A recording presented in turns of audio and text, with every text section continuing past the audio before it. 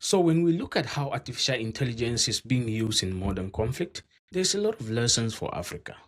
Governments are dealing with serious threats when it comes to terrorism, serious threats when it comes to kidnapping, threats when it comes to armed banditry and organized crimes.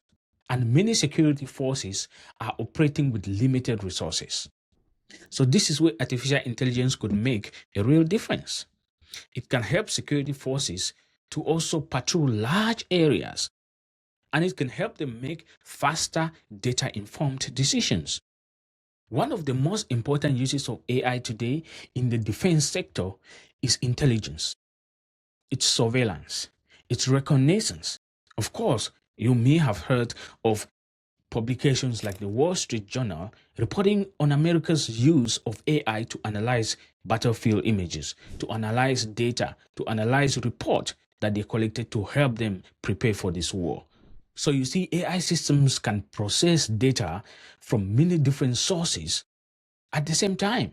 So think about the African governments being able to collect data from satellite imageries, from drone footages, from ground-based radars, from communication signals, and even from social media regarding terrorist activities or organized crime network, and being able to analyze that data that particular time. Or instead of humans sitting for days and spending days trying to analyze this, they're doing that in record time and they're doing that in real time.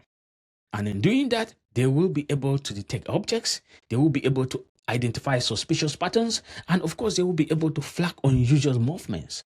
And when information from these multiple sources is combined, AI systems can produce a better view of what is happening in the ground. This information is particularly valuable for security forces. It gives them situational awareness. In regions dealing with terrorism and organized crimes, and we have a lot of that in Africa, this technology could help identify camps, it could help track movement, and it could help prevent attacks before they even happen. So, yes, AI has the potential to make African communities safer.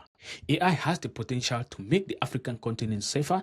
AI do have the potential to make our streets safer.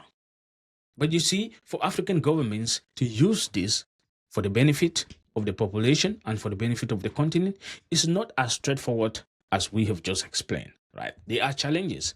And if you have seen our past videos, there was one we did with Zoe Bruno in talking about AI in Africa.